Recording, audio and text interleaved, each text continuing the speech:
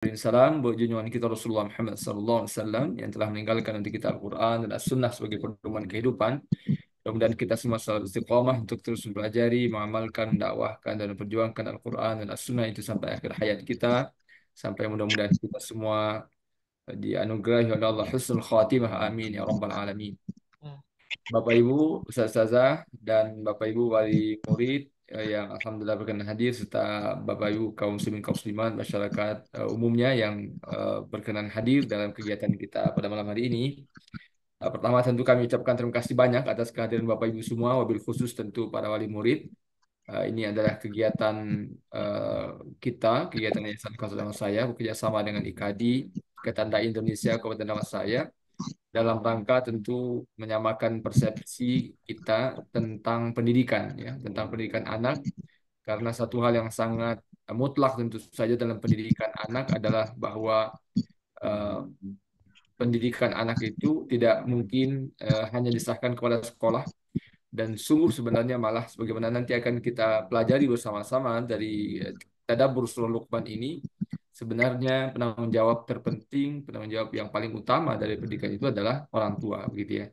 Nah, sekolah itu membantu ya, membantu apa yang dititipkan oleh Allah SWT kepada Bapak Ibu sebagai orang tua, maka sekolah ikut membantu menjalankan bagian dari proses pendidikan itu. Maka apa yang kita lakukan malam hari ini adalah bahagian dari kerjasama itu, bentuk kerjasama itu insya Allah dan kami bersyukur meskipun mungkin belum eh, 100% dari wali murid hadir ya, karena ini yang saya lihat ada 146 peserta, mungkin eh, ada yang suami istri tentu bergabung, boleh jadi juga di satu rumah ada beberapa anak yang di Al-Kausar, tapi juga saya lihat ada yang masyarakat umum yang bergabung, terima kasih banyak. Mudah-mudahan Bapak Ibu para wali murid yang lain yang belum bergabung, insya Allah nanti bisa bergabung di kesempatan lainnya atau mudah-mudahan mengikuti dari YouTube ya, karena ini juga eh, apa bisa diikuti dari YouTube YouTube Al-Kausar nama saya tentu saja. Baik Bapak Ibu yang dimuliakan oleh Allah SWT, malam hari ini kita akan membahas prinsip-prinsip pendidikan anak dalam Islam, Tadabbur Quran Surah Luqman ayat 13 sampai 19 ya Bapak Ibu. Ini nanti saya akan menyampaikan materi lebih kurang 40 menit. Kemudian setelah itu sekitar setengah jam kita mudah-mudahan bisa berdiskusi. Saya tentu sangat berharap, kami tentu sangat berharap ada tanggapan, ada masukan, ada tambahan juga mudah-mudahan dari Bapak Ibu berupa insight ya, juga mungkin ada referensi-referensi yang bisa memperkaya pembahasan kita, termasuk juga kalau ada koreksi dan nasihat serta masukan tentu kami sangat senang sekali bila bisa disampaikan nanti pada sesi diskusi. Baik. Eh, Pendidikan anak di dalam Islam itu mendapatkan perhatian yang sangat serius ya, Bapak Ibu yang dimuliakan Allah. Islam adalah agama yang paling sempurna mengajarkan tentang kaidah-kaidah pendidikan. Jadi kalau kita kaji Quran dan hadis, maka kita akan temukan sangat banyak sekali ayat di dalam Al-Quran dan hadis Rasulullah SAW yang kemudian dijadikan oleh para ulama sebagai rujukan dalam merumuskan kaidah-kaidah pendidikan. Dan ini berlaku secara abadi ya, Bapak Ibu, sepanjang masa. Jadi tidak pernah tidak relevan.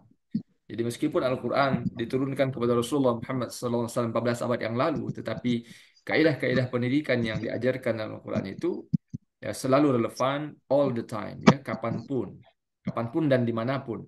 Jadi bukan hanya untuk orang Arab, bukan hanya untuk orang yang hidup di masa itu, tapi juga masa sekarang bahkan sampai akhir zaman. Nah, di antara yang bisa kita jadikan sebagai salah satu objek kajian dan pembahasan, meskipun tentu ini hanya sebagian kecil ya Bapak Ibu, nanti uh, lebih jauh tentu kita harus selami ayat-ayat yang lain dan hadis-hadis yang jumlahnya sangat banyak. Dan di antaranya adalah surah Luqman ayat 13 sampai 19 ya. Surah Luqman ayat 13 sampai 19. Ustaz Yunus, ini halamannya bergeser kan saja? Ada berubah halamannya saja ya?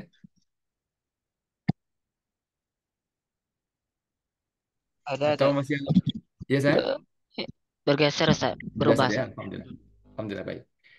Eh, nah, Bapak Ibu yang muliakan oleh Allah SWT,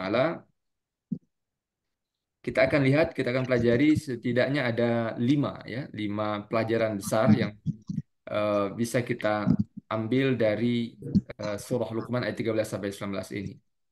yang tadi sudah dibacakan oleh Ustadz kita di pembukaan tadi.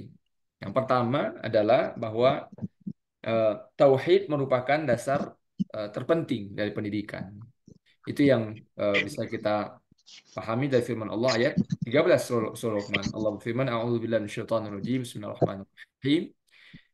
Qala Luqman li ibnihi wa huwa ya'izuhu ya bunayya la tusyrik billah innasyirka la zulmun 'adzim." Ya. Dan ingatlah ketika Luqman bicara kepada anaknya dan saat itu Luqman sedang menasihati anak beliau ini, apa kata Luqman? Ya bunayya, wahai anak ananda tercinta, wahai anakku tercinta, la tusyrik billah, jangan engkau mempersekutukan Allah. Inna syirka la zulmun azim. Sungguh syirik itu adalah kezaliman yang sangat besar. Ya. Nah, ini berarti bicara tentang fondasi tauhid ya, Bapak Ibu. Fondasi keimanan, fondasi keyakinan yang total yang demikian kuat kepada Allah Subhanahu wa taala sebagai satu-satunya Tuhan yang boleh dan layak disembah. Tidak ada Tuhan selain Allah, la ilaha illallah. Dan karena itu lawannya atau musuh terbesar dari tauhid itu adalah syirik. Maka karena itu tanpa ragu Luqman mengajarkan kepada anaknya kalimat larangan ya. Jadi kalau kalau hari ini mungkin ada sebagian antara kita yang salah paham dengan apa yang dibicarakan dalam psikologi pendidikan, jangan terlalu banyak menggunakan kata jangan itu. Nah, maka maknanya sebenarnya adalah eh, boleh menggunakan kata jangan, tetapi secara proporsional ya. Jadi yang tidak boleh itu adalah terlalu banyak menggunakan kata jangan. Jadi bukan tidak ada sama sekali. Boleh, tetapi proporsional. Dan di antara yang sangat penting dan harus digunakan kata jangan itu adalah terkait dengan syirik. Jadi kalau sudah bicara syirik, ya memang kalimatnya la tusyrik billah, jangan persekutukan Allah. Bisa ada kalimat lain, misalnya wa'budullaha wahdah, sembahlah Allah saja ya bisa. Tetapi tetap saja harus diperkenalkan kepada anak bahwa dosa terbesar itu akbaru kabair adalah syirik. Nah, itu yang ditekankan oleh Luqman dengan yang Allah rekamkan dalam surah Luqman ayat 13 ini, inna syirka la zulmun azim. Sungguh syirik itu adalah kezaliman yang sangat besar, bahkan kezaliman yang paling besar. Eh, Bapak Ibu yang dimuliakan oleh Allah SWT, menarik apa yang ditulis oleh Al-Imam atau Fadilatul Syekh Wahbah Az-Zuhaili tentu saja dalam tafsir beliau. Beliau mengatakan bahwa beliau apa semacam modifikasi ya, atau sesuaikan bahasa Luqman itu dalam bahasa yang lebih dekat dengan pemahaman kita. Maka Syekh Wahbah Az-Zuhaili menggambarkan dialog Luqman itu seperti ini, kalimat yang kita tulis dalam slide ini. Wahai anakku, janganlah engkau bersekutukan Allah dengan sesuatu apapun, dan ketahuilah bahwa sesungguhnya mempersekutukan Allah adalah benar-benar kezaliman yang besar karena telah merendahkan martabat Zat yang Maha Agung ke posisi yang hina. Ya. Jadi kenapa syirik itu menjadi dosa yang demikian besar? Karena orang yang mempersekutukan Allah berarti merendahkan Allah. Padahal Allah adalah Al-Ali, Al-Kabir, Al-Azim, Al-Qadir, ya, Ar-Rahman, Ar-Rahim, dan seterusnya. Jadi eh, dan tentu penjelasan tentang ini banyak sekali Bapak Ibu ya, bicara tentang eh, tauhid, tentang akidah dan bahwa lawannya adalah syirik, itu pembahasan yang panjang tentu saja. Dan sebagai ayah dan ibu, sebagai orang tua, kita harus sangat menguasai hal ini tentu saja. Karena turunan pembahasan tentang akidah, tentang tauhid itu banyak sekali ya Bapak Ibu. Rasulullah dalam hadis menggambarkan bahwa eh, sensitivitas kita terhadap syirik itu sedemikian rupa harus sangat kuat karena syirik itu bisa seperti jejak semut hitam di atas batu hitam kan gitu. Di tengah malam gelap gulita. Jadi bisa jadi ada orang tidak sadar mengatakan sesuatu atau melakukan sesuatu yang sebenarnya adalah syirik. Dan kalau itu dilihat oleh anak, dilakukan oleh orang tua, maka sangat boleh jadi dia lalu akan mengikuti itu, meneladani itu dan lalu menganggap itu bukan sesuatu yang bermasalah, padahal ternyata itu adalah perbuatan syirik. Maka ini sensitivitas terhadap syirik adalah sesuatu yang harus terus diperkuat, dipertajam, Bapak Ibu, di tengah-tengah kondisi di mana masyarakat kita dalam banyak hal dan dalam banyak situasi itu sangat sangat permisif terhadap perbuatan syirik, apalagi atas nama budaya. Ya, atas nama budaya karena dianggap warisan nenek moyang, warisan adat dan lain sebagainya. Lalu dilakukanlah praktek-praktek kegiatan-kegiatan yang lalu ternyata sebenarnya itu merupakan perbuatan syirik. Nah, ini memang sensitif ya pembahasan ini, tetapi bagaimanapun kita harus terus membekali diri dengan pemahaman tentang hal ini agar jangan sampai kemudian anak-anak kita terjerumus pada perbuatan syirik dan agar jangan sampai kita lalai dalam memperkenalkan hal ini kepada anak-anak kita. Nah, sebagaimana kita tulis di sini, Bapak Ibu, bicara tentang tauhid itu artinya bicara tentang keimanan dalam makna yang seutuhnya tentu saja, bukan hanya tauhidullah, bukan hanya beriman kepada Allah saja. Tentu itu terkait eh, dengan kaidah-kaidah keimanan secara menyeluruh. Artinya rukun iman ya. Al-iman billahi wa malaikatihi wa kutubihi wa rusulihi wal yawmil akhir wa bil qadri khairihi wa syarri. Ya, beriman kepada Allah, beriman pada malaikat-malaikat Allah, beriman pada kitab-kitab Allah, beriman pada rasul Allah, beriman pada hari akhir dan beriman pada qada dan qadar. Nah, itu masuk dalam kajian dalam pembahasan ini ya. Meskipun yang ditampilkan di dalam ayat ini oleh Luqman adalah peringatan agar anak jangan coba-coba melakukan perbuatan syirik, tetapi maknanya adalah tentu totalitas keimanan secara keseluruhan. Baik, itu yang pertama, Bapak Ibu. Eh, Bahwa fondasi pendidikan terpenting itu adalah tauhid. Dan itu yang membedakan sekolah kita dengan sekolah yang tidak berbasis pendidikan agama, tidak berbasis agama, tidak berbasis Quran. Nah, sekolah Islam, sekolah eh, agama, apalagi SDIT, SD Quran dan sejenisnya yang bernaung di bawah JSIT gitu ya, dan juga sekolah Islam secara umum, apalagi pesantren gitu. Ya, keunggulannya tentu saja dibanding sekolah-sekolah umum yang tidak menjadikan agama sebagai fondasi adalah dalam hal ini. Karena di sekolah umum, kecuali kalau di sekolah itu ada guru atau kepala sekolah yang juga sangat concern dengan masalah agama, mungkin mereka akan juga berusaha menyisip-nyisipkan. Tapi berapa persen lah mereka bisa menyisipkan karena toh core eh, apa ya memang karakter utama dari sekolah itu bukan karakter Islam sehingga tentu akan lebih rumit. Maka bersyukurlah Bapak Ibu, alhamdulillah kita bersama-sama di lembaga ini, di sekolah agama, di sekolah Islam, sekolah Quran, apalagi yang dengan itu mudah-mudahan penanaman nilai-nilai akidah, nilai tauhid ini eh, sudah menjadi sesuatu yang memang kita biasakan setiap hari dan menjadi bagian integral dari kurikulum pendidikan kita. Nah, eh, memang eh, menjadi rumit, relatif rumit ya di hari-hari ini Bapak Ibu ketika kita diuji. Sekolah Islam sedang diuji ya. Jadi mungkin Bapak Ibu juga membaca berita atau mendengar berita tentang apa yang terjadi di salah satu pesantren tentang perilaku eh, penyimpangan seksual dua orang guru di sebuah pesantren yang besar ya, cukup besar yang melakukan praktek LGBT. Nah, ini kita pertama sekali tentu menyatakan mengecam dengan keras perilaku tersebut ya. Kita mengecam keras dan menuntut agar pelaku itu dihukum sesuai dengan hukum yang berlaku dan bahkan seharusnya hukuman yang seberat-beratnya karena ini adalah kejahatan yang luar biasa. Tetapi Bapak Ibu, jangan sampai berita ini membuat kita lalu mengalami semacam degradasi kepercayaan terhadap lembaga pendidikan Islam. Kita tetap yakin dan harus yakin dan harus tetap mendorong dan tetap mengkampanyekan bahwa lembaga pendidikan terbaik itu tetaplah lembaga pendidikan Islam, apalagi lembaga pendidikan berbasis Quran, apalagi pesantren gitu ya. Nah, bahwa ada orang-orang yang menyusup atau mungkin memang virus, entah virus itu sudah ada sedemikian rupa atau sengaja disusupkan oleh pihak-pihak tertentu, itu bagian dari perjuangan kita bersama, Bapak Ibu. Sebagai sekolah kami dari yayasan tentu berkomitmen dan termasuk Al-Kausar tentu saja berkomitmen memastikan bahwa para tenaga pengajar di Al-Kausar insya Allah dipastikan aman dari penyakit ini, penyakit LGBT. Ya.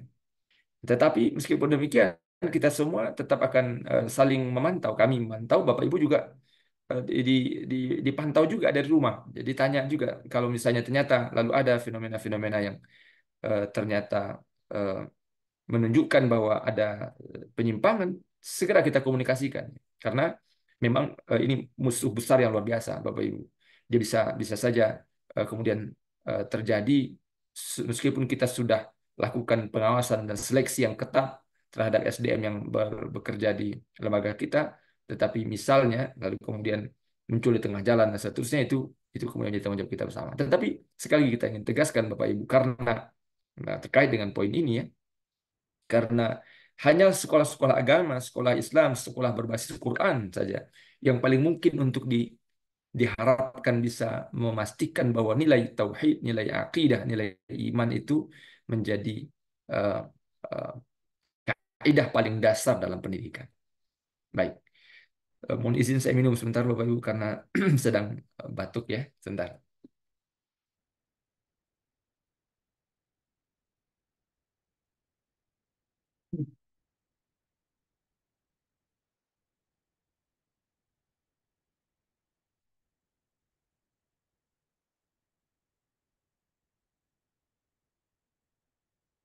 Baik. Baik, yang kedua, Bapak Ibu yang dimuliakan oleh Allah SWT, kaidah pendidikan yang Allah tegaskan dalam surah Luqman ayat 14 adalah tentang kewajiban berbakti kepada kedua orang tua. Ya, Allah berfirman, "A'udzu minasyaitonir rajim. Bismillahirrahmanirrahim." Oh, mohon maaf ini di slide ini tulisan ayatnya ternyata apa salah ya. Tapi nanti Bapak Ibu bisa cek ya. Wasainal insana biwalidayhi hamalathu ummuhu wahnan ala wahnin wa fisaluhu fi amain an ishkur li wa liwalidayka ilayyal masir. Ya. Kata Allah, dan kami telah berwasiat kepada manusia bahwa mereka wajib berbakti kepada kedua orang tuanya. Allah kemudian jelaskan uh, rasionalisasinya. Kenapa harus berbakti kepada kedua orang tua? Allah jelaskan. Masalahnya adalah karena orang tua itu orang yang paling, alasannya adalah karena orang tua adalah um, manusia yang paling berjasa dalam kehidupan seorang anak. Dan secara spesifik Allah kemudian sebutkan tentang posisi ibu.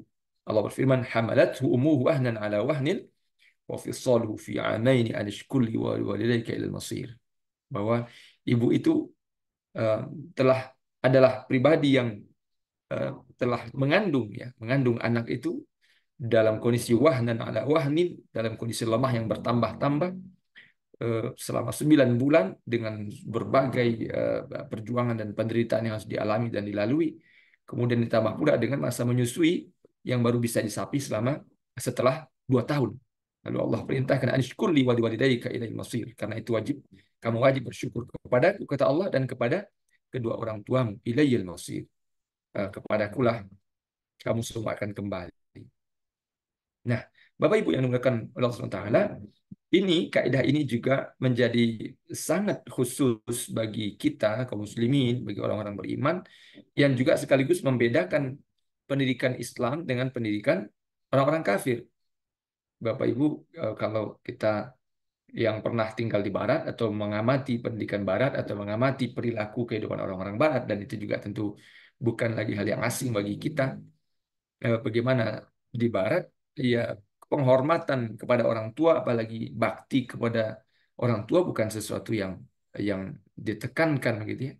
Bagi mereka, bagi orang-orang Barat, meskipun orang tua eh, ya memainkan peran tertentu dalam kehidupan mereka, eh, tetapi tidak adanya nilai-nilai keimanan yang menjadi fondasi kehidupan membuat mereka mengukur eh, kadar bakti kepada orang tua itu secara sangat materialistik ya, secara eh, sangat terbatas sekali, sehingga kemudian kita mengetahui bagaimana di Barat itu banyak orang tua akhirnya memang harus menerima kenyataan bahwa perhatian dari anak-anak mereka nyaris berakhir ketika anak-anaknya sudah mulai dewasa, termasuk ketika anak-anaknya sudah mulai menjadi orang yang sangat sukses, sangat sibuk, dan karena itu di Barat misalnya rumah-rumah jompo itu menjadi sangat banyak sekali. Di kita di Indonesia ada juga, meskipun itu tentu kita sesalkan ya. Jadi panti-panti jompo yang di mana orang tua tinggal di sana, yang tidak sedikit di antara mereka anak-anaknya masih masih sehat, anak-anaknya sesungguhnya masih bisa merawat dan menjaga mereka, tetapi mereka tega menempatkan orang tuanya di tempat yang sangat memprihatinkan itu. Kita kita berdoa kepada Allah agar anak-anak seperti itu diberi hidayah oleh Allah agar mereka segera segera bertaubat ya. Itu sebuah kesalahan yang sangat fatal tentu saja. Nah, kita lihat di sini Bapak Ibu apa yang disampaikan oleh Syekh Wahab Az-Zuhaili sekali lagi dalam kitab tafsir beliau Al-Wasir. Beliau jelaskan bahwa manusia diwajibkan oleh Allah untuk berbakti kepada kedua orang tua, khususnya ibu, karena pengorbanan ibu memang luar biasa. Ibulah yang mengandung selama 9 bulan dalam kondisi yang penuh, yang sangat lemah ya. Dan ibu pula yang melahirkan, ibu pula yang menyusui, ibu pula yang merawat, ibu pula yang paling paling banyak pengorbanannya memastikan segala sesuatu kebutuhan anak terpenuhi sampai anak itu dewasa. Ya, bahkan sampai akhir hayat ya tidak pernah terputus perhatian seorang ibu kepada anaknya. Nah, untuk alasan inilah kemudian Islam memberikan penegasan yang sangat gamblang tentang betapa wajibnya anak berbakti kepada orang tua, dan ini prinsip dalam pendidikan kita.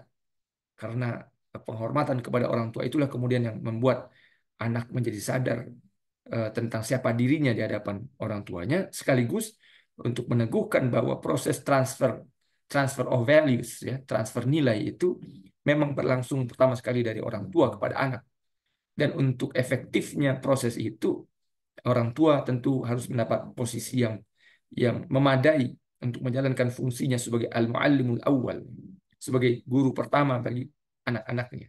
Nah, dan itu diantaranya ditekankan dengan adanya kewajiban berbakti kepada kedua orang tua itu. Eh, Berikutnya Bapak Ibu yang dimakan Allah, di ayat 15 eh, Allah bahkan sampai perlu menegaskan lagi tentang seperti apa kadar bakti kepada orang tua itu. Maka Allah berfirman, "Wa in jahadaka 'ala an tusyrika bima laysa laka bi'ilm, fala tuti'huma." Mohon maaf ini tulisannya juga tidak rapi ya, tidak ada yang terbalik-balik, mohon maaf. Nanti Bapak Ibu silahkan cek di Quran, tapi saya yakin Bapak Ibu juga insya Allah banyak hafal ayat ini ya. Um, Wa in jahadaka 'ala an tusyrika bima laysa laka bi'ilmun fala tuti'huma wa sahibhuma fid dunya ma'rufa wattabi' sabila man anaba ilayya thumma ilayya marji'ukum wa unabbi'ukum bima kuntum ta'malun. Ya kata Allah, dan kalaupun kamu berada dalam situasi di mana kedua orang tuamu memaksamu untuk mempersekutukan aku, ya. Jadi Bapak Ibu, ini Allah langsung mengambil contoh paling ekstrim, yaitu ketika orang tua memaksa anaknya untuk mempersekutukan Allah. Ternyata dalam situasi seperti itu pun Allah mengatakan, menegaskan kaidahnya, fala tuti'huma, jangan taati mereka, tetapi Allah tegaskan, wasahibhuma fid dunya ma'rufa. Kewajiban berbakti kepada mereka tetap harus ditunaikan, ya. Kewajiban bakti kepada mereka tetap harus dijalankan meskipun mereka sudah mengajak anaknya untuk melakukan maksiat paling besar, yaitu syirik kepada Allah. Ini merupakan pertanda yang sedemikian luar biasa tegas Bapak Ibu ya, tentang betapa Islam menekankan dan menempatkan posisi bakti kepada kedua orang tua itu sangat fundamental.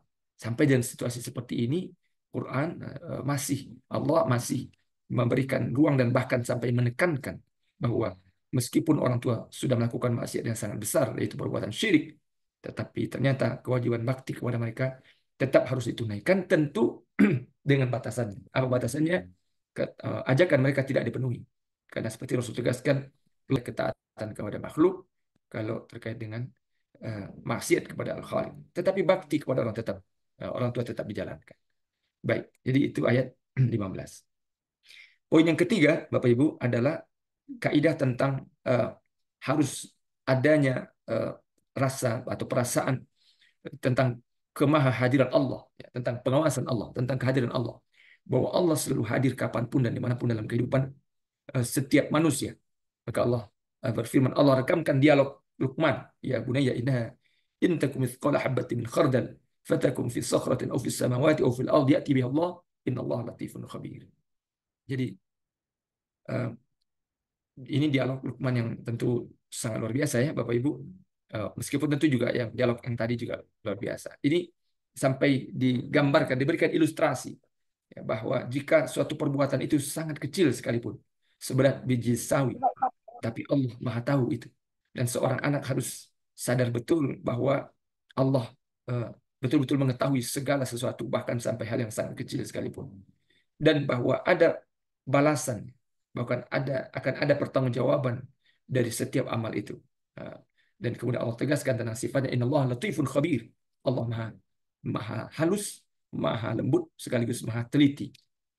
Inilah yang kemudian dipopulerkan oleh sebagian ulama dengan istilah muraqabatullah, ya, keyakinan tentang ke, eh, kesadaran diri bahwa Allah selalu mengawasi. Muraqabah. Nah, kita raqabah yuraqibu muraqabatan. Kesadaran, keyakinan bahwa Allah selalu mengawasi kapanpun dan dimanapun. Nah, kalau ini bisa berhasil kita tanamkan, Bapak Ibu yang dimuliakan Allah SWT, pada diri anak-anak kita, maka yang terjadi adalah profil pribadi-pribadi yang sangat berintegritas, ya, dalam pembahasannya. Kalau di kantor-kantor pemerintahan hari ini ada semacam kompetisi pembangunan zona integritas menuju wilayah bebas dari korupsi dan wilayah birokrasi bersih dan melayani, ya, WBK dan WBBM. Itu sesungguhnya kaidah pertamanya sudah uh, diajarkan dalam Islam. Kaidah pertamanya diajarkan dalam Islam. Dan ayat ini salah satunya. Salah satu prinsip yang bila prinsip ini ditanamkan dan berurat berakar dalam keyakinan seseorang, apalagi anak-anak kita, maka mereka kapanpun dan dimanapun, apapun posisinya, baik rakyat biasa, warga biasa, atau apalagi sebagai pejabat, maka mereka akan menjadi pribadi-pribadi yang mampu memikul amanah dengan sangat baik dan menjalankan fungsinya sangat baik.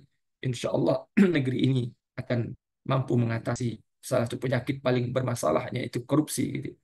Di hari ini, Bapak Ibu, ketika kita semakin prihatin dengan kondisi betapa korupsi semakin merajalela, maka di antara masalahnya tentu adalah karena perasaan bahwa keyakinan bahwa Allah selalu hadir dan mengawasi kapanpun dan dimanapun itu ternyata memang absen pada diri banyak orang atau bahkan mungkin sebagian besar orang. Nah, mudah-mudahan ini menjadi concern kita secara sangat serius, Bapak Ibu. Kalau kita hari ini sangat khawatir anak-anak kita terpapar pornografi misalnya, atau terpapar judi online, termasuk juga game online, ya. Jadi kan eh, sudah menjadi tema yang lazim tentu dibicarakan di mana-mana, tentang sulitnya mengajarkan kepada anak-anak kita untuk mengendalikan dirinya berhadapan dengan HP, ya. Maka nilai muraqabatullah ini sesungguhnya merupakan solusi. Kalau anak-anak kita sadar bahwa Allah selalu melihat dan mengawasinya kapanpun dan dimanapun, maka tentu dia tidak akan berani melakukan maksiat. Dia tidak akan melakukan perbuatan dosa, karena dia tahu bahwa kalaupun manusia tidak melihatnya, Allah selalu mengawasinya. Allah selalu melihatnya. Nah, ini tentu saja memang sebuah proses panjang, ya, Bapak Ibu. Menanamkan nilai muraqabatullah ini tentu adalah proses panjang. Dan itu yang kita lakukan bersama-sama. Di sekolah kami, yayasan, dan tentu Bapak Ibu Ustaz, para guru, berusaha untuk menanamkan itu dalam dialog-dialog keseharian, dalam nasihat-nasihat ketika menyampaikan pelajaran dan lain sebagainya. Dan tentu Bapak Ibu di rumah juga harus menghidupkan suasana itu. Suasana pembicaraan tentang Allah itu sedapat mungkin tentu memang menjadi menjadi menu harian anak-anak kita. Anak-anak kita mendengar ayah ibunya membicarakan tentang Allah itu dalam frekuensi yang tinggi, dalam kuantitas yang besar. Jadi sering ayah menyebut nama Allah, menyebut sifat-sifat Allah, menyebut bahwa Allah selalu mengawasi. Sering anak mendengar bagaimana ibu mengajarkan takut kepada Allah, cinta kepada Allah, dan seterusnya. Bahwa Allah Maha mengawasi, Allah Maha melihat, Allah Maha mendengar. Maka insya Allah mudah-mudahan ini menjadi tameng bagi anak-anak kita untuk bisa menjaga dirinya. Ya, apalagi tentu Bapak Ibu, kita ingin anak-anak kita tidak hanya menjadi pemain kandang, ya, pemain kampung yang hanya akan tinggal di kampung kita saja. Tentu kita ingin anak-anak kita juga menjadi penjelajah dunia, yang nanti akan menebarkan rahmat Islam ini ke seluruh dunia. Dan itu artinya mereka akan berjarak dengan kita. Dan siapa yang akan mengawasi mereka ketika mereka sudah berjarak dengan kita, sudah tidak lagi dalam pengawasan kita? Maka tentu kepada Allah kita serahkan mereka, dan nilai-nilai keyakinan bahwa Allah selalu melihat dan mengawasi itu yang harus kita tanamkan sebelum anak-anak kita pergi jauh meninggalkan kita. Itu nilai yang ketiga, ya Bapak Ibu, yang dilakukan Allah. Kaidah yang ketiga. Yang keempat adalah kewajiban sholat. Amar ma'ruf nahi mungkar, dan kemudian perintah untuk bersabar. Itu yang bisa kita baca di ayat 17. Allah berfirman, Allah merekamkan dialog Luqman, a'udzubillahi minasyaitonir rajim, bismillahirrahmanirrahim. Ya bunayya aqimus shalah wa'mur bil ma'ruf wanha 'anil munkar wasbir 'ala ma asabak. Inna dzalika min azmil umur. Hai anakku, laksanakanlah salat dan suruhlah manusia berbuat ma'ruf, cegah mereka dari perbuatan mungkar, dan bersabarlah atas apa yang menimpamu. Sesungguhnya itu merupakan perkara yang sangat penting, ya, min azmil umur. Ini Tentu saja sebenarnya butuh pembahasan yang panjang, Bapak Ibu, tetapi kita ringkaskan ya bahwa setelah ditanamkan prinsip-prinsip akidah dalam diri anak kita, keyakinan tauhid, la ilaha illallah, Muhammadur Rasulullah, makna syahadat, asyhadu an la ilaha illallah wa asyhadu anna Muhammadar Rasulullah, maka mereka harus buktikan uh, keimanan mereka itu dengan ibadah yang konkret. Dan ibadah paling konkret pertama yang harus mereka tunaikan itu adalah salat. Ya. Itulah kenapa Rasul tegaskan dalam hadis, muru auladakum bis-shalah wa hum abna'u sab'i sinin wadribuhum 'alaiha wa hum abna'u 'ashar. Suruh anakmu salat mulai dari umur 7 tahun. Dan kalau sudah disuruh dari umur 7 tahun, lalu di umur 10 tahun masih juga belum salat, maka boleh dipukul. Wadribuhum 'alaiha. Boleh mulai dipukul. Eh, Tentu saja dan seperti dijelaskan oleh Syekh Abdullah Nasir Ulwan dalam kitab Terbiyatul Aulad fil Islam, memukul itu adalah pukulan yang tidak menyakiti, darbun ghairu mubarrih, ya. Pukulan yang sekedar menunjukkan ketegasan dan pendisiplinan, bukan pukulan yang bertujuan untuk menyakiti apalagi melukai. Nah, sampai sedemikian rupa Bapak Ibu, diwajibkannya sholat dan proses pendidikannya diajarkan sedemikian rupa oleh Rasulullah SAW. Di umur 7 tahun anak belum wajib sholat. Di umur 10 tahun anak juga belum wajib sholat. Tapi ternyata akan sudah boleh dipukul demi agar mereka mau sholat karena sangat pentingnya ibadah ini. Ya, tentu tentang pembahasan tentang betapa pentingnya sholat tentu sudah sangat maklum bagi kita semua Bapak Ibu. Karena inilah amudul imaduddin, ya. As-salatu imaduddin. Ini kan lafaz yang diambilkan dari hadis Rasul Amri Islam wa amuduhu salat. Ya, maka masyhur istilah as-salatu imaduddin. Salat itu adalah tiang agama yang pasti kemudian tentu sebagaimana Allah tegaskan Al-Quran, inna salata tanha 'anil fahsya'i wal munkar. Sungguh salat itu mencegah dari perbuatan keji dan perbuatan munkar.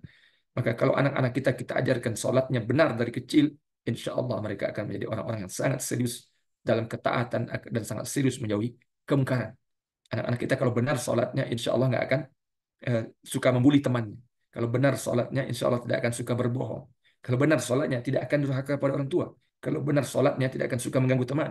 Kalau benar sholatnya, tidak akan pacaran, tidak akan berzina, tidak akan berjudi, dan seterusnya. Nah, maka ini tentu pembahasan maklum. Nah, kemudian sangat menarik Bapak Ibu, karena ternyata setelah perintah sholat, yang juga harus diajarkan kepada anak adalah wa'mur bil ma'ruf wanha 'anil munkar. Nah, ini rasanya masih agak jarang menjadi perhatian kita. Bahwasanya ada amar ma'ruf nahi munkar. Ya.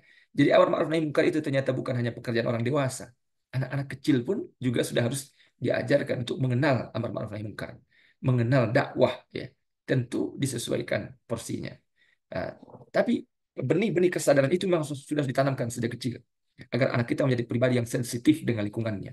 Sensitif bahwa kalau dia melihat ada kemungkaran di sekitarnya, dia akan tampil menjadi orang yang akan menghentikan kemungkaran itu dan akan menjadi yang berdiri di depan, terdepan untuk menjadi penyeru-penyeru kebaikan. Ya. Dan kemudian di ayat ini ditekankan lagi tentang pentingnya sabar. Wasbir ala ma asabak. Bersabarlah atas apa yang menimpamu. Ini sebuah kekuatan syakhsiyah, personality, ya, kepribadian yang luar biasa.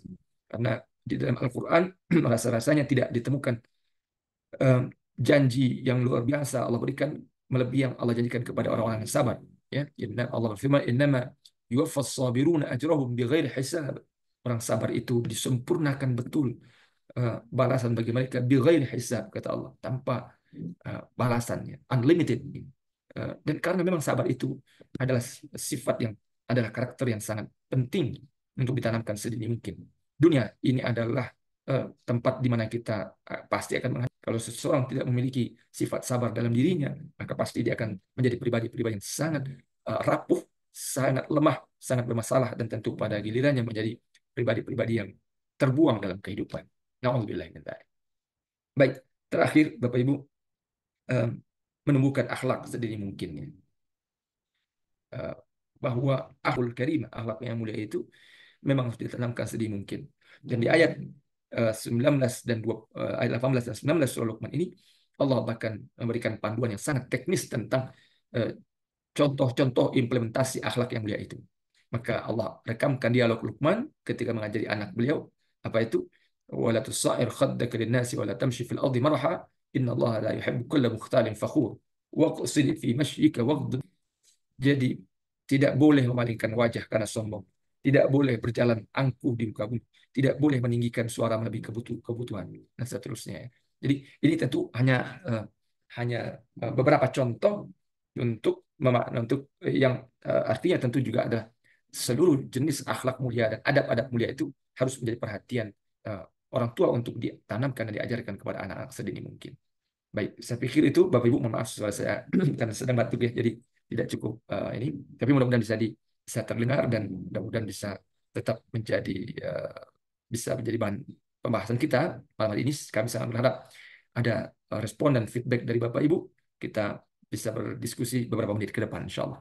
Saya kembalikan ke Ustaz Yunus. Tafadhal, Ustaz.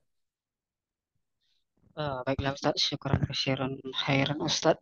Eh, kita buka sesi diskusi pada sesi kali ini. Jika ada ayah bunda yang ingin berdiskusi, kami silakan.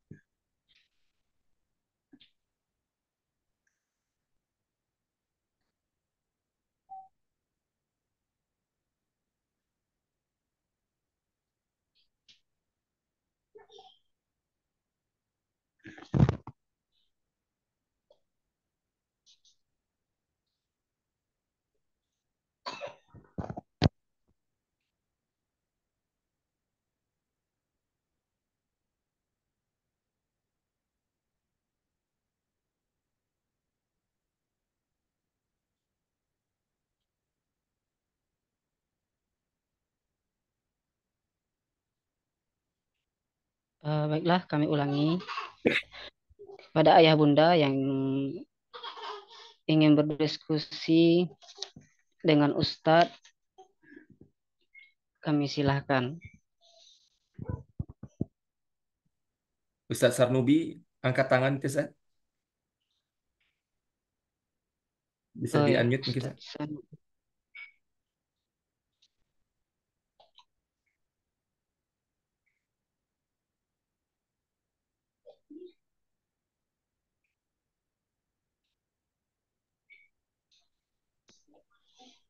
Assalamualaikum.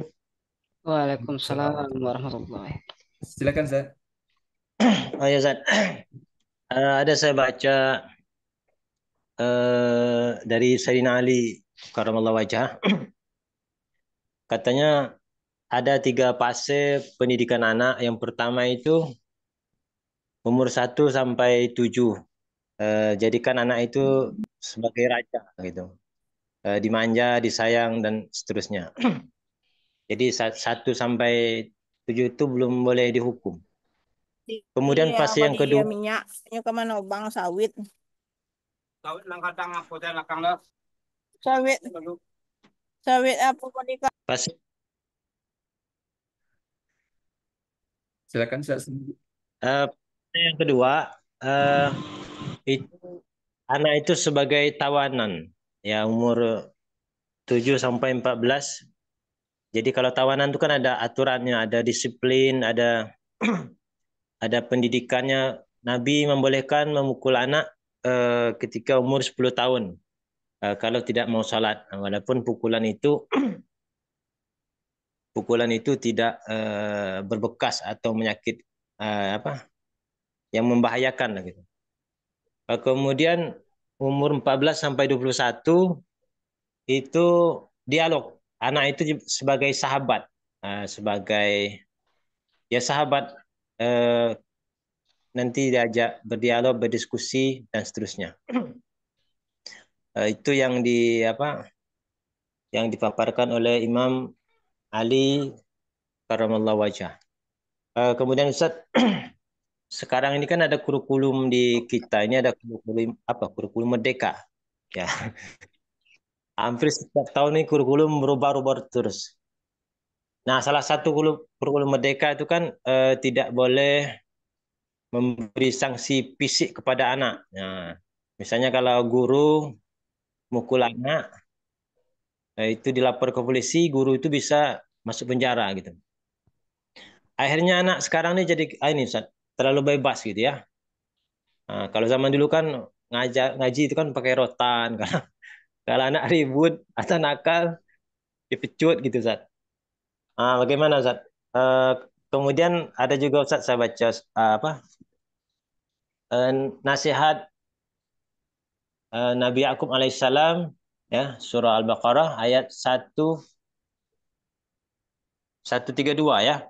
Am kuntum syuhada iz hadara Yaqub al-maut iz qala li banihi ma ta'buduna min ba'di qalu na'budu ilahaka wa ilaha abaika Ibrahim wa Ismail wa Ishaq ilaha wahidah wa nahnu lahu muslimun. Ini kekhawatiran Nabi Yakub alaihissalam ketika sudah datang tanda-tanda kematiannya, dia kumpulkan anaknya dan dia bertanya, nanti kalau saya mati kalian nih sembah apa? Nah, ini kan Nabi Yakub ini anaknya ini Bani Israel namanya, Ustaz. Anaknya menjawab, kami menyembah Tuhanmu dan juga Tuhan bapak-bapakmu seperti Nabi Ibrahim, Nabi Ismail, Nabi Ishak, Tuhan yang satu dan kami adalah termasuk orang-orang yang berserah diri. Mungkin itu Ustaz, masalah tadi yang masalah ngasih hukuman kepada anak-anak Ustaz.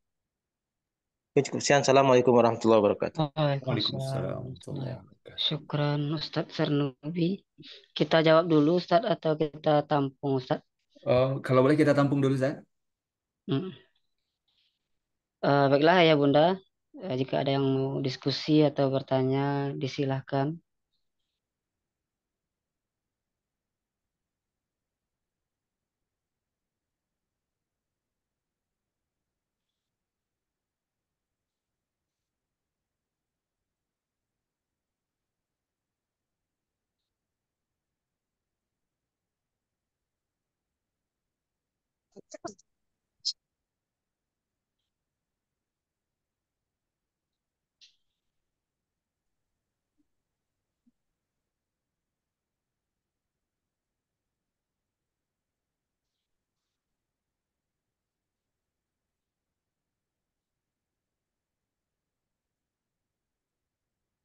Mungkin kita tanggapi dulu, Zat ya.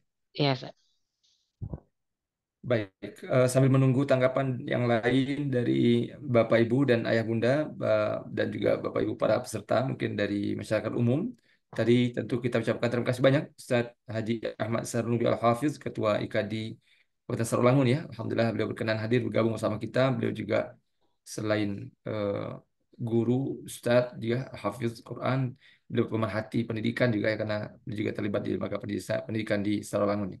Jadi terima kasih banyak Ustaz tadi tentang apa yang disampaikan oleh Al-Imam Ali Karamallahu Wajhah ya tentang 3 fase pendidikan anak. Itu sangat sangat sebuah pandangan yang dan juga teori ya, teori Imam Ali, ilmu, ijtihad beliau, refleksi dan hikmah beliau yang juga sangat luar biasa, tentu menjadi referensi bagi kita.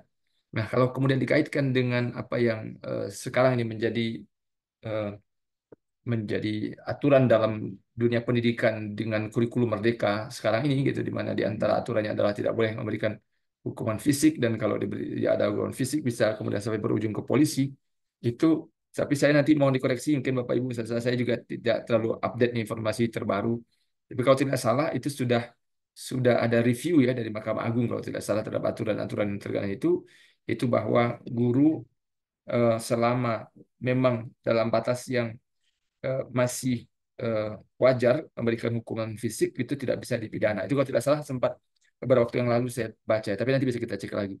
Nah, cuman memang tentu apa yang bahwa kekerasan di sekolah dalam bentuk yang melampaui batas tentu kita juga menyatakan menolak ya, karena memang ada juga kejadian memang guru ya mungkin karena kealfaan beliau atau karena berbagai situasi kondisi memang memberikan perlakuan yang memang tidak pantas kepada anak. Itu juga satu fakta ya, itu tentu jadi PR kita bersama juga. Tetapi kalau untuk dalam batas tertentu ketika anak misalnya sudah berkali-kali diberi peringatan dan juga mungkin tadi usianya juga sudah usia yang harusnya dia sudah mengerti dan sudah mestinya sudah paham baik dan buruk dan sebagainya, juga sudah dari awal sudah dijelaskan aturan-aturan di sekolah dan seterusnya. Tapi apalagi dia mungkin nampak menunjukkan pembangkangan dan seterusnya, tentu nanti mungkin kalau hadir bersama kita guru-guru yang lebih menguasai tentang psikologi pendidikan nanti mudah-mudahan berkenan berpendapat. Tetapi yang saya pahami adalah kalau memang sudah sampai pada taraf di mana harus diberikan hukuman fisik, maka tentu seperti Rasul sampaikan dalam hadis, bahkan boleh memukul anak karena tidak sholat, itu kan itu satu satu kaidah begitu. Jadi maka ya memang secara praktis di lapangan kita terpaksa harus mensiasati, yaitu bahwa eh, pertama, kekerasan dalam pendidikan di sekolah memang tentu harus diatasi gitu ya, harus dijauhkan. Tetapi pendisiplinan dalam batas-batas yang proporsional tentu juga harus diterapkan gitu. Dan apa yang tadi disampaikan Ustaz Sanubi, bahwa faktanya bahwa anak-anak kita hari ini sangat tidak hormat kepada guru, sangat tidak peduli dengan aturan sekolah, semaunya dan sebagainya, itu di antara ekses ya, di antara akibat yang kemudian sudah kita saksikan bersama, akibat dari salah dalam menerjemahkan kaidah-kaidah pendidikan, sehingga anak-anak kita menjadi tidak lagi dalam banyak situasi atau dalam banyak kasus anak-anak kita tidak lagi uh, paham arti disiplin, tidak lagi paham arti menghormati dan memuliakan guru, tidak lagi mengerti bagaimana harusnya mereka bersikap dalam menegakkan aturan sekolah, dan bahwa itu sebenarnya adalah kepentingan mereka sendiri dan seterusnya gitu. Jadi itu PR kita bersama, dan tentu Bapak Ibu seperti tadi kita tegaskan di awal, pendidikan uh, pada uh, prinsip yang paling dasar, tanggung jawab utamanya adalah ada di pundak orang tua. Gitu. Rasul tegaskan kullu mauludin yuladu al fitrah fabawahu yuhwidani aw yunasrani aw yumajjisani. Maka orang tua penanggung jawab terpenting pendidikan. Orang yang paling bertanggung jawab terhadap pendidikan anak. Kemudian sebagaimana kita baca dalam surah Luqman ini, yang berbicara adalah ayah kepada anak. Nah, maka nanti Bapak Ibu juga bisa saya sangat rekomendasikan untuk Bapak Ibu ikuti kajian-kajian Ustadz Bendri Jasyur Rahman, Ayah Irwan Rinaldi, Bu Eli Risman, ya, Ustadz Salim Afillah. Silakan diikuti, itu kajian-kajian beliau sangat luar biasa. Ustadz Dr. Muhammad Iqbal, ya, dan juga banyak pakar-pakar psikologi pendidikan dan pakar penting lainnya. Silakan diikuti karena itu sangat bagus sekali. Bagaimana orang tua harus betul-betul menjadi penanggung jawab utama pendidikan anak. Nah, sekolah membantu tugas itu tentu dengan juga semaksimal mungkin yang bisa dilakukan oleh sekolah. Tentu dengan segala dinamikanya, Bapak Ibu ya. Nah, maka jangan pernah orang tua melepaskan begitu saja tanggung jawab pendidikan kepada sekolah, karena sesungguhnya pengawasan yang pertama dan kemudian juga secara komprehensif itu harusnya dilakukan oleh orang tua. Kami menyayangkan sekali ketika ada sebagian orang tua yang seakan-akan memang setelah menyalahkan anak ke sekolah lalu seakan-akan melepas diri gitu. Di antara bentuk tanggung jawab orang tua terhadap pendidikan anak itu dalam konteks kerjasama orang tua dengan sekolah adalah adanya komunikasi yang intensif gitu ya, Bapak Ibu. Jadi dalam data kami, dalam rapat-rapat kami di BPH dan juga rapat pengurus, itu masih banyak orang tua yang nyaris sangat sedikit sekali komunikasinya dengan sekolah, sedikit sekali komunikasinya dengan guru, ya, sehingga kemudian ketika ada masalah pada anak itu, ya kadang-kadang bahkan kita sudah terlambat ya, kadang-kadang bahkan ya dalam tanda kutip seakan-akan sudah bisa dikatakan terlambat mengantisipasi sesuatu yang harusnya bisa kita antisipasi lebih awal. Ini harus menjadi perhatian kita bersama, Bapak Ibu sekali lagi, karena anak adalah titipan Allah, adalah amanah yang pasti akan kita pertanggungjawabkan di hadapan Allah Subhanahu wa taala. Dan karena itu kita harus kerahkan kemampuan terbaik kita, karena anak juga harus ada investasi kita yang kita berharap anak-anak kita akan menjadi pribadi-pribadi soleh solehah yang akan mengirimkan doanya untuk kita ketika kita sudah menghadap Allah Subhanahu wa taala. Dan kita tentu sangat berharap kita dikumpulkan oleh Allah nanti semua satu keluarga di surga kan gitu. Jangan sampai yang masuk surga hanya orang tuanya saja, anaknya di neraka, atau sebaliknya, anaknya masuk surga, orang tuanya justru di neraka. Alhamdulillah.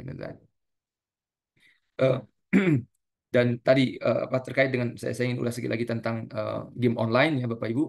Tentang game online ini di sekolah tentu para ustazah sudah berikan nasihat-nasihat, peringatan-peringatan, dan di sekolah memang anak-anak tentu tidak menggunakan HP ya.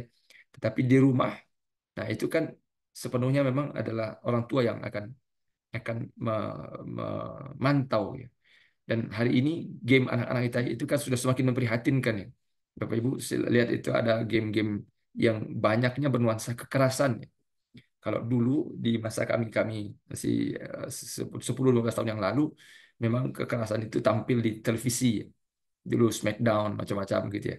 Nah, kalau hari ini kekerasan itu tampil dalam bentuk permainan anak-anak kita di HP anak-anak kita melalui game.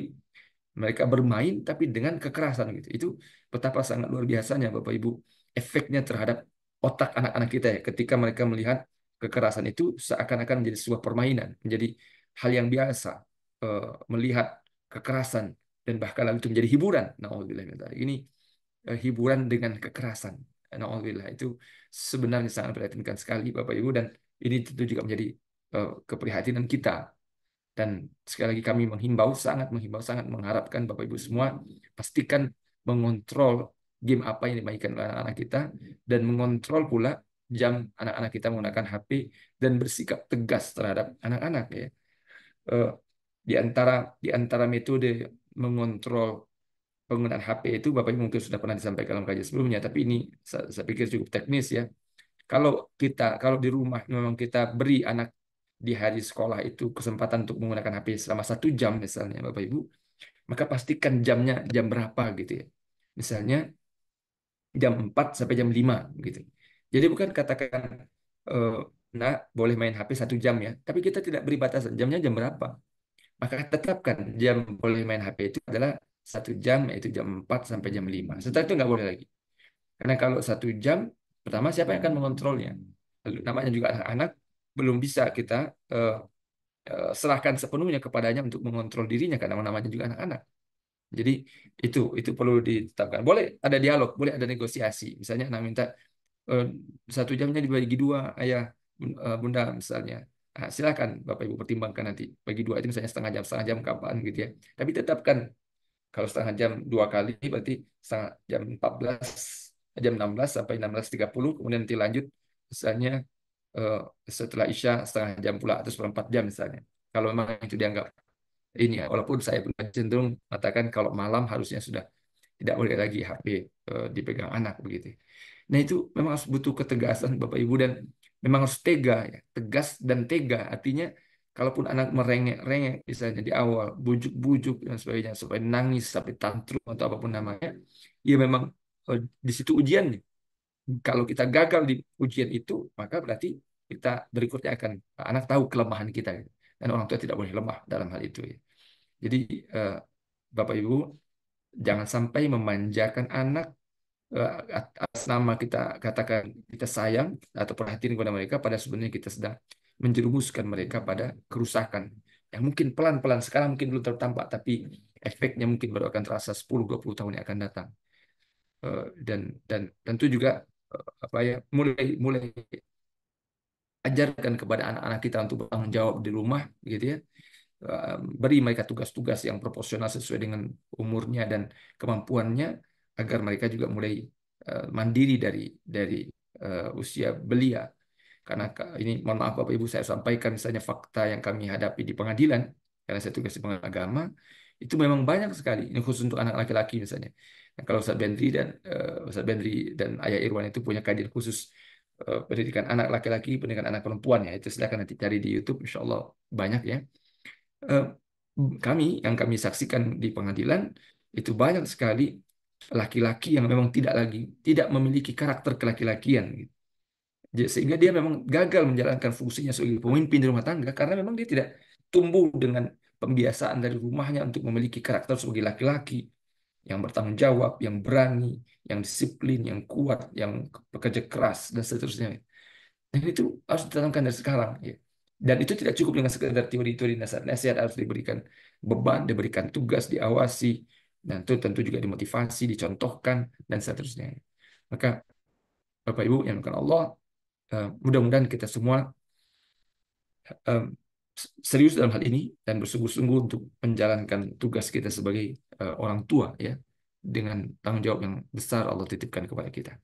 Saya pikir itu Ustadz Najmi, mungkin kalau masih ada yang lain. Ya, Afwan Ustadz, ini ada yang Bunda yang bertanya dari chat Ustadz. Oh iya, Dari Bunda Huriyah Umi Arkan kelas 12 IPA Sikit ya. iya. Eh, Pertanyaannya ketika anak di usia tawanan Maaf Ustadz, Ana belum begitu paham bagaimana yang dimaksud dengan tawanan dalam pendidikan. Ini melanjutkan pertanyaan dari Ustadz Sarnubi tadi Ustadz. Oh iya, baik. Mungkin Ustaz Sanubi berkenan memberikan tanggapan, Ustaz? Ya, Ustaz. Ada pertanyaan Ustaz tentang tawanan anak di fase tawanan itu seperti apa? Mungkin Ustaz Sanubi kali bisa memberikan penjelasan. Ya, tadi kan yang pertama itu 1 sampai 7 itu anak sebagai raja, maksudnya dimanja, disayang dan seterusnya. Kemudian 7 sampai 14 itu fase tawanan. Tawanan itu kan kayak orang di apa ya, di penjara. Nah, adanya makanya istilahnya di pesantren itu kan penjara suci gitu, Zat. Jadi anak-anak itu diajar disiplin, diajar tanggung jawab, diajar karakter dan seterusnya. Itu maksudnya, Zat. Mungkin itu dulu, Zat. Ya, Assalamualaikum warahmatullahi wabarakatuh. Waalaikumsalam. Waalaikumsalam warahmatullahi wabarakatuh. Terima kasih banyak Ustaz Sanubi. Jadi Bunda Huriah tadi ya, terima kasih banyak Bunda. Ini beliau di mana ya? Apa di Jambi, apa di Sumatera Barat, di mana? Tapi kami terima kasih banyak sekali Bunda Huriah berkenan bergabung ya. Terima kasih banyak. Jazakumullah khairan. Tadi sudah sampaikan Ustaz Sanubi eh, fase tawanan ya itu anu ya ilustrasi itu apa simbolisasi bagaimana anak di usia 7 sampai 14 tahun itu seperti tawanan kata Ustaz Sanubi tadi itu yang apa ya yang dijelaskan oleh Imam Ali karramallahu wajhah adalah ya dia tidak boleh diberi kebebasan sebebas-bebasnya, dia harus diberi pendisiplinan, harus ada aturan-aturan dan didisiplinkan pada aturan itu karena di fase itu dia harus mulai belajar arti apa mentaati aturan, harus mulai belajar arti kalau berisiko di balik pelanggaran atas aturan itu siap menerima hukuman dan sebagainya gitu. Jadi dia tidak boleh semaunya gitu. Dia harus diajarkan arti mengontrol diri, harus diberitahu batasan-batasan ya. Ini yang boleh, ini tidak boleh. Kalau tidak boleh masih dikerjakan ini hukumannya dan seterusnya. Kalau yang dia berprestasi tentu di reward, tentu juga ada reward and punishment di situ. Itu tawanan. Dan kalau tadi kalau di fase raja 1 sampai 7 anak itu boleh dimanja dan memang sebaiknya dimanja, diberikan bonding rasa cinta, kasih sayang yang maksimal kepada anak. Tentu bukan berarti bahwa di usia 7 sampai 14 lalu anak tidak mendapatkan kasih sayang sama sekali dari ayah dan ibunya, tentu juga tidak begitu ya Bapak Ibu. Cuman penekanannya tentu saja maksud penekanan yang dimaksud oleh Imam Ali bahwa di fase 7 sampai 14 tahun itu penekanan dan fokusnya adalah anak ditekankan arti penting disiplin, aturan, apa batasan-batasan dan seterusnya. Penekanan, tetapi kasih sayang, kelembutan itu tetap juga harus diberikan. Anak ada kalanya tetap harus dicium keningnya oleh ayah dan ibunya, dipeluk dan sebagainya tentu sesuai dengan batasannya gitu saya. Apa dipegang pundaknya, diajak berbicara dan seterusnya, didengarkan pembicaraannya dan seterusnya. Itu tetap tentu ada. Nah, nanti di fase 14 sampai ke selanjutnya, seperti tadi dikatakan oleh Ustaz Sanubi, yang adalah kalimatnya Imam Ali karramallahu wajhah, 14 tahun berikut, 7 tahun berikutnya, 14 tahun sampai 21 dan seterusnya, anak menjadi sahabat. Di mana anak ya diajak bermusyawarah, lebih banyak didengarkan pendapat-pendapatnya. Bukan berarti anak 7 sampai 14 tahun tidak didengarkan pendapatnya, tetapi lebih besar ruang kepada anak diberikan untuk memberikan pendapat, memberikan masukan, diajak bermusyawarah, dilibatkan dalam kegiatan-kegiatan, dihargai pendapatnya dan sebagainya. Jadi apa yang disampaikan Imam Ali ini sangat luar biasa Bapak Ibu karena eh, apa ungkapan beliau adalah refleksi dari kedalaman pemahaman terhadap Al-Quran dan hadis sekaligus juga refleksi kesolehan beliau sebagai pribadi yang sangat utama tentu saja. Jadi dibandingkan dengan teori-teori pendidikan modern tentu nggak ada apa-apanya gitu. Jadi kalau bagi kita orang-orang beriman rujukan pertama kaidah referensi pendidikan itu Al-Quran, hadis, kemudian penjelasan para ulama tentu di atas maksudnya para ulama adalah para sahabat ya kemudian para ulama dan seterusnya dan perkataan Imam Ali ini menjadi mutiara hikmah yang luar biasa. Saya pikir begitu, Bapak Ibu. Eh, kalau ada yang lain, masih ada yang lain kah, Ustaz? Cukup, Ustaz ya? Cukup Ustadz. Hmm. Iya, baik. Jadi Eh, hmm. saya tutup, Ustaz. Saya closing statement, Ustaz ya? Ya Ustadz. Ya. Baik, terima kasih banyak Ustaz, Bapak Ibu yang dimuliakan Allah SWT. Ini sudah hampir jam 10. Sekali lagi saya mohon maaf karena suara saya tidak cukup fit ya, tapi ini memang sebenarnya kemarin kita rencanakan pertemuan ini pekan lalu, tapi karena ada kendala tidak pekan lalu. Terus kalau ditunda lagi saya khawatir nggak jadi lagi, maka tetap kita adakan malam hari ini meskipun mungkin apa suara saya agak kurang fit, tapi mudah-mudahan Bapak Ibu apa yang kita bahas tadi mudah-mudahan bisa menjadi renungan bagi kita, menjadi bahan bagi kita sama-sama untuk kembali memastikan bahwa rujukan utama kita mendidik anak adalah Al-Quran dan hadis, dan apa yang tadi kita bahas tadabbur surah Luqman ayat 13 sampai 19 itu adalah di antara prinsip dan kaidah pendidikan yang betul-betul menjadi rujukan kita. Kepada Allah SWT kita bermohon agar Allah beri kita kekuatan lahir dan batin untuk mampu bersungguh-sungguh menjalankan amanah mendidik anak-anak kita, dan mudah-mudahan anak-anak kita betul-betul menjadi pribadi yang saleh salehah. Sebagaimana doa kita, Rabbana hab lana min azwajina wa dzurriyyatina qurrata a'yun waj'alna lil muttaqina imama. Kita mohon kepada Allah, anak-anak kita tidak hanya sekedar jadi pribadi saleh saleh, tapi kita berharap Allah jadikan mereka lil muttaqina imam, pemimpin orang-orang muttaqin ya, the leader for the best ya, the leader of the best, pemimpin orang terbaik, pemimpin untuk orang-orang terbaik. Demikian sekali lagi kami ucapkan terima kasih banyak Bapak Ibu semua atas kehadiran Bapak Ibu, partisipasi Bapak Ibu semua atas dalam kegiatan kita malam hari ini. Terima kasih banyak juga kepada Ustazah di Yayasan Kasus Sama Saya yang telah memperjuangkan segala sesuatunya sehingga kegiatan kita bisa berjalan malam hari ini. Terima kasih banyak juga tentu pada para Ustazah di IKADI ya. Kegiatan kita ini adalah kegiatan kerjasama Yayasan Kasus Sama Saya dengan Ikatan Dai Indonesia IKADI Kabupaten Damansaya. Terima kasih banyak. Wabillahi jazakumullahu khairan wa afikum astagfirullahalazim. Subhanakallahumma wa bihamdika asyhadu an la ilaha illa anta astaghfiruka wa atubu ilaik. Terima kasih banyak Ustaz Najmi. Saya kembalikan ke Ustaz Najmi. Assalamualaikum warahmatullahi wabarakatuh. Syukran jazakumullah Waalaikumsalam khairan, warahmatullahi Ustaz. wabarakatuh. Baiklah, untuk lebih berkahnya kegiatan seminar kita pada malam ini, kita minta kepada Ustadz Reza untuk memberikan doa, membacakan doa. Kepada Ustadz, disilahkan.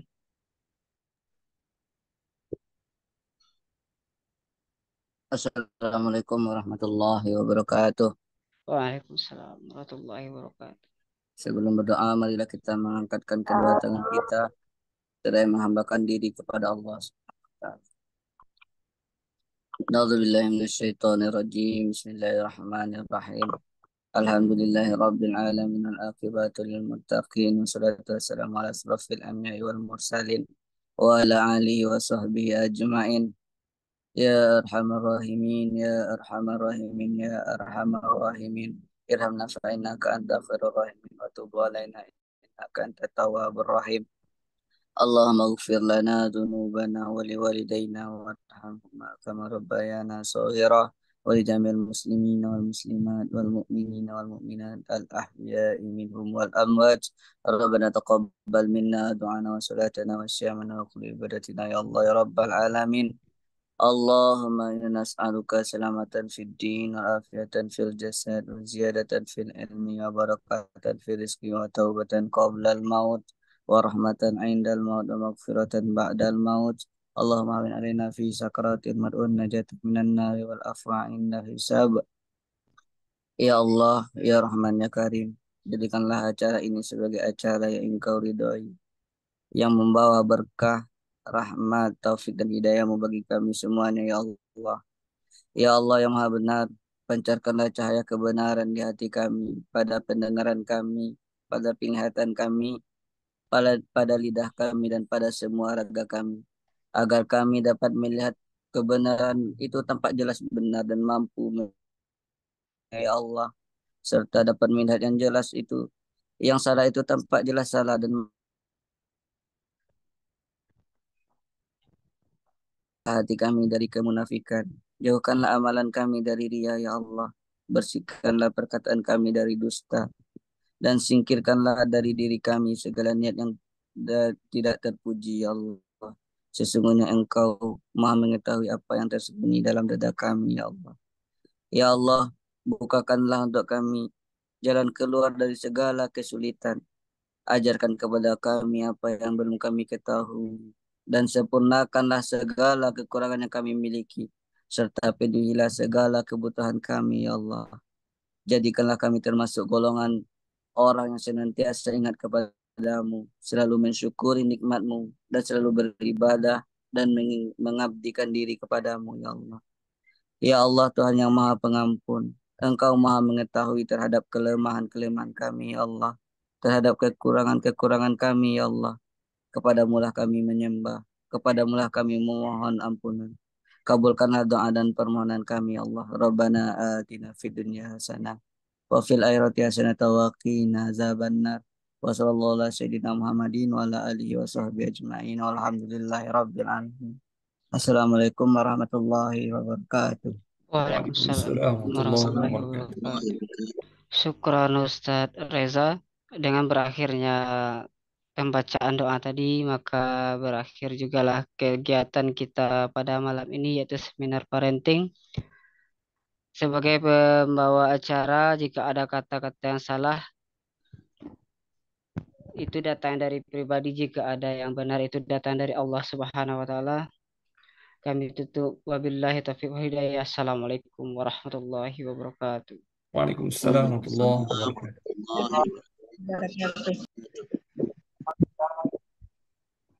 Terima kasih banyak Ustaz. Jazakumullah khairan. Syukran Ya, Ustaz. Ustadz. Afwan Bu. Ustaz. Syukran Ustaz. Terima kasih Ustaz. Syukran Ustaz. Terima kasih Ustazah. Terima kasih Bu. Jazakumullah khairan.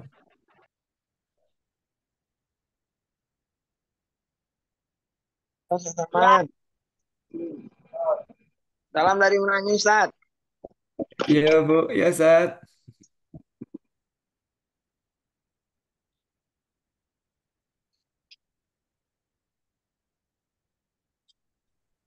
Terima kasih Ustaz. Sama-sama. Assalamualaikum. Sama-sama saja Bu. Terima kasih Bu. Waalaikumsalam warahmatullahi wabarakatuh.